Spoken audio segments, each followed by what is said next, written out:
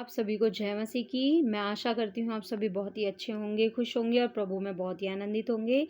तो जैसा कि आज का परमेश्वर का वचन परमेश्वर ने हमें दिया, आइए हम जानेंगे सीधा परमेश्वर के वचन के द्वारा। जैसे कि हम पढ़ते हैं कि मनुष्य की भाषा में गड़बड़ी पढ़ने का वर्णन, ठीक है। मनुष्य जो जितने भी पृथ्वी पर लोग रहते हैं उनकी भाषाओं में कब गड़बड़ी आई, मतलब हम कहीं भी जाते हैं वहाँ की भाषा अलग होती है, ठीक है।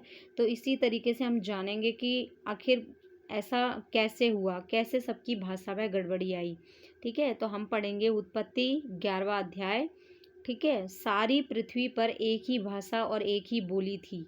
जैसे कि हम बाइबल में पढ़ते हैं तो परमेश्वर का वचन हमें ऐसा बता रहा है, देखो, कि भाषा इस पृथ्वी पर रहने वाले, जब परमेश्वर ने शुरुआत में जब आदम और हव्वा को बनाया और उनके जितनी भी वंशावली हुई उन सभी की भाषा कैसी थी, सेम थी, ठीक है।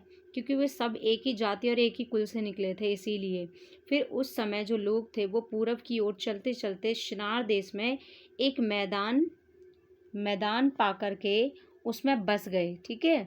एक मैदान में आकर, शिनार देश में आकर के एक मैदान में बस गए।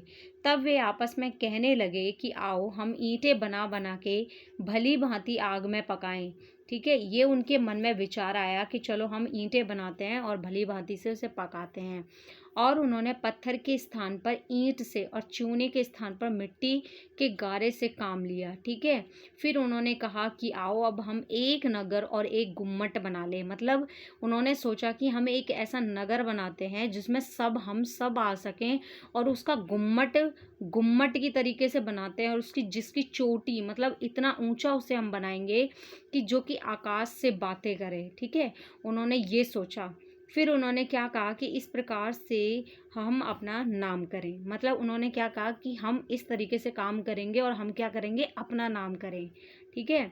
ऐसा ना हो कि हमको सारी पृथ्वी पर फैलना पड़े, मतलब ये उनके विचार थे। लेकिन परमेश्वर ने क्या कहा, जब आदम और हव्वा को परमेश्वर ने आशीष दी तो क्या कहा था कि सारी पृथ्वी में फैल जाओ। और यहाँ पर ये बिल्कुल सेम अपोजिट ये लोग बोल रहे हैं कि हमको सारी पृथ्वी पर फैलना ना पड़े, मतलब वो गुम्मट में रहेंगे, इस तरीके से उनके विचार थे।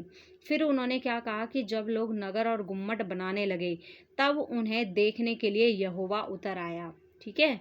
परमेश्वर ने देखा कि ये सब क्या कर रहे हैं। परमेश्वर को तो सब पता था कि इनके विचार क्या हैं, इनके मन में क्या चल रहा है, ठीक है।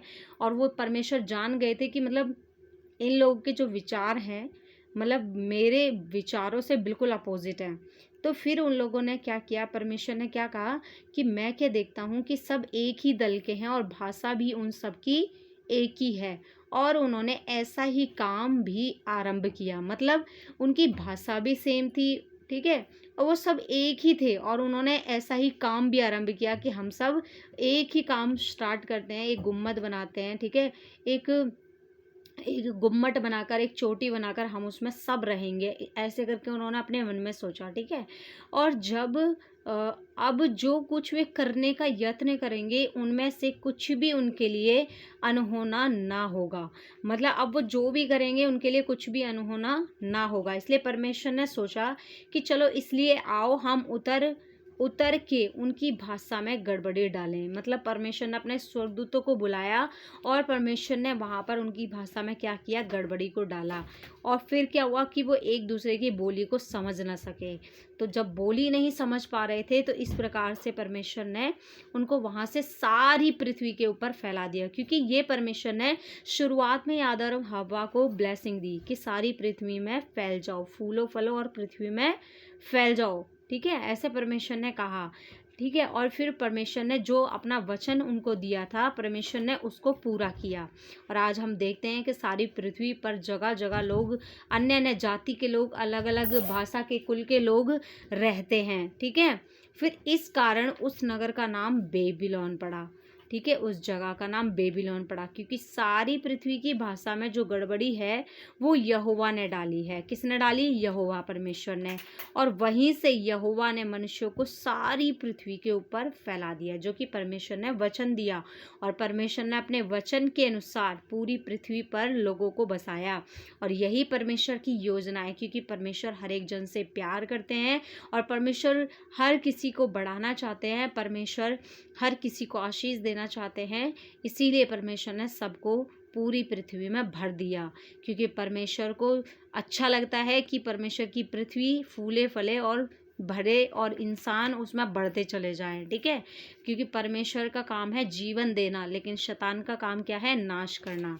ठीक है, तो मैं आशा करती हूँ इन वचनों के द्वारा परमेश्वर ने आपसे बात की है। सभी को जय मसीह की। धन्यवाद।